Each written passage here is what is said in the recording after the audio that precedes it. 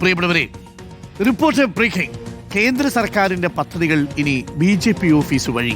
ദില്ലിയിൽ nodal office തുറന്നിരിക്കുന്നു BJP Kerala ഘടകം. ഇന്നു മുതൽ പ്രവർത്തനം ആരംഭിക്കുന്ന ഓഫീസിന്റെ താൽക്കാലിക ചുമതല PK കൃഷ്ണദാസിനാണ് നൽകിയിട്ടുള്ളത്. സംസ്ഥാനത്തിനാവശ്യമായ കേന്ദ്ര സഹായം വേഗത്തിൽ ഉറപ്പാക്കുകയാണ് നോഡൽ ഓഫീസിന്റെ ലക്ഷ്യം. VS രഞ്ജിത്തുണ്ട് കൂടുതൽ വിവരങ്ങളുമായി. VS രഞ്ജിത്ത്, ഇതെന്താ ഒരു സമാന്തര സർക്കാർ സംവിധാനമാണോ?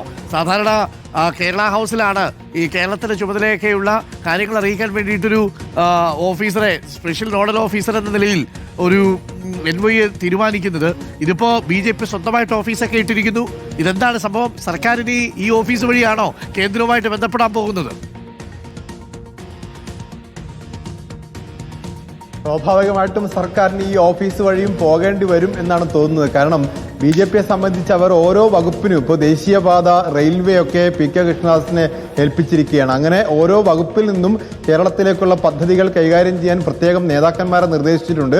അവർ ഈ ഓഫീസ് വഴിയായിരിക്കും കേന്ദ്ര സർക്കാരുമായുള്ള ഒരു ഡീലിങ്സ്, അല്ലെങ്കിൽ കേരളത്തിന് കിട്ടേണ്ട പദ്ധതികളെക്കുറിച്ചുള്ള അഭിപ്രായ പ്രകടനങ്ങൾ, അത് വേഗത്തിലാക്കാനുള്ള നിർദ്ദേശങ്ങൾ, ഇനി എന്തെങ്കിലും BJPയുടെ ഭാഗത്ത് നിന്ന് സജഷൻസ് ഉണ്ടെങ്കിൽ അത് കേന്ദ്രത്തെ അറിയിക്കുക തുടങ്ങിയ കാര്യങ്ങൾ. ഇപ്പോൾ കേരളത്തെ സംബന്ധിച്ച് നമുക്ക് അതിവേഗ റെയിലുണ്ട്, അതുപോലെ എയിംസ് ഉണ്ട്, അങ്ങനെ വിവിധ പദ്ധതികൾ കേരളം പ്രതീക്ഷിച്ച് കാത്തിരിക്കുന്ന പദ്ധതികളുണ്ട്. BJP അതൊക്കെ കേരളത്തിന് വാഗ്ദാനം ചെയ്ത പദ്ധതികളാണ്.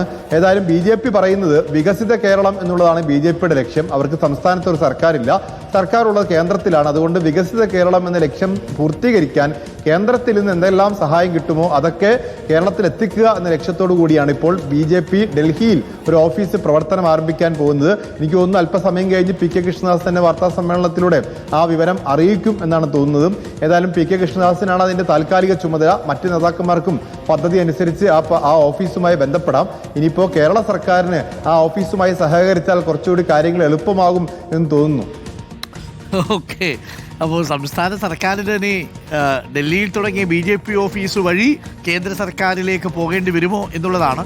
എന്തായാലും BJP ഒരു ഓഫീസൊക്കെ തുടങ്ങിയിട്ടുണ്ട് ഡൽഹിയിൽ. കേരളത്തിലെ കാര്യങ്ങൾ കേന്ദ്ര സർക്കാരിനെ അറിയിക്കാൻ വേണ്ടിയാണ്. അപ്പോൾ പിന്നെ സംസ്ഥാന സർക്കാരിനൊരു ചുമതലയുള്ളൊരു കക്ഷി ഡൽഹിയിൽ ഉണ്ടാവൂലേ, കേരള ഹൗസിൽ? അതോ ഇനി അതെല്ലാം ഈ BJP ഓഫീസ് വഴി നീക്കമുണ്ടാക്കുമോ? എന്താണെന്ന് നമുക്ക് മനസ്സിലാവുന്നില്ല. അങ്ങനെ പോകാനുള്ള സാധ്യതയില്ല. പക്ഷേ എങ്കിലും BJPയുടെ ഒരു നീക്കമാണ്.